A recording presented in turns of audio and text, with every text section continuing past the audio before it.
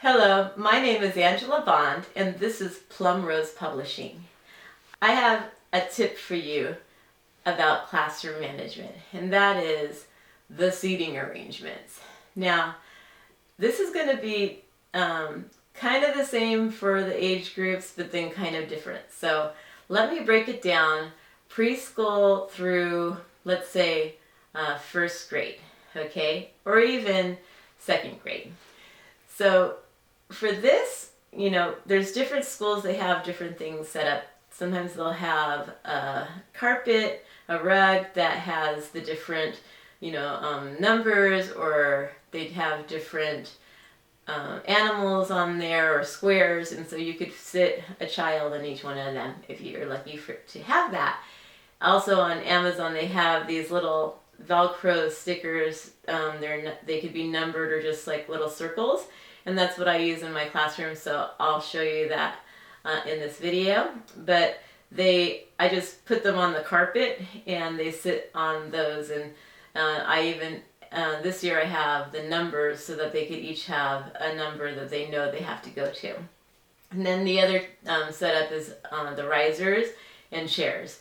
So, and every school is a little bit different as far as how you're going to be able to seat them, the room that you have in your classroom. So for this video, I want to break it down in general. So not knowing what kind of setup or limitations that you have. So one thing that I do is I will try to have the kids sit in somewhere that they know that they're going to sit every time.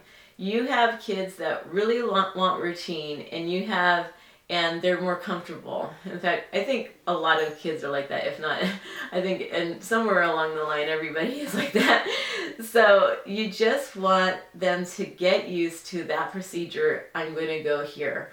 And then because kids will sit in the spot, or they want to be close to me or something like that, they'll say, there's like, if they don't go into that special spot, there could be a lot of ruckus.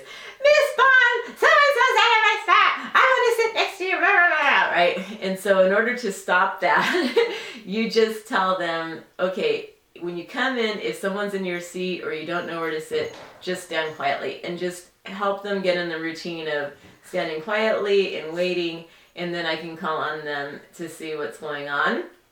And so if they do all of that, we talked about the point system. I give them a point for doing that correct procedure when they enter the room. So, and then as far as the talkers and the friends, we all know we try to break them up as much as possible. But in 3rd through 5th grade, they start to really develop their maturity, and you'll see that sometimes seating the ones that are friends together and making them have some kind of like thing to do, like put away the tone chimes. It helps them to succeed in music class a little bit better, and they like the class better because they're next to their friend. It takes a little bit more work because they do, they may talk, but that's when you can say, okay, you're going to split up from your friend because you're talking today. But if you can behave, I will let you sit, and that's a reward. So, and I have a few classes now where the kids that were the talkers are sitting right next to each other, but they split up when they were talking, and they come back together when they're not, so they learn to behave together, and they work really well. And I know that there's certain groups of kids that will be able to be my helpers, who will be able to do certain things a lot better with that peer group there to help them.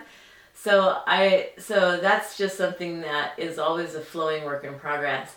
But the other thing when it comes to seating arrangements, I try to separate them bodily wise. So this is really hard if you have a small room, but if you can't move your arms, and can't move around, then you could hurt somebody else, right? If you're gonna be dancing, and I love to dance and I love to have the kids jump around.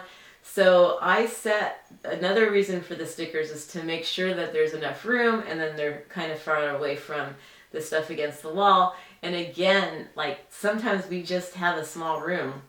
So, we have to make the best for what we have to plan for that room, is, the shape of the room and what you're doing. And so that might change as far as what they're doing, right? Or throughout the day. So for the older kids, I have my older kids sitting in chairs. We don't have risers. And I will change that setup for every single activity, but there's certain setups that they're used to. So they know if it's a circle, we're doing something where I'm teaching everybody. If it's, concert time, or if we're doing the concert songs, I seat them in the concert arrangement right there in the room. And then sometimes we're doing groups, so I will seat them already in their groups. And so when they come in, they're already seated. So I hope that helps.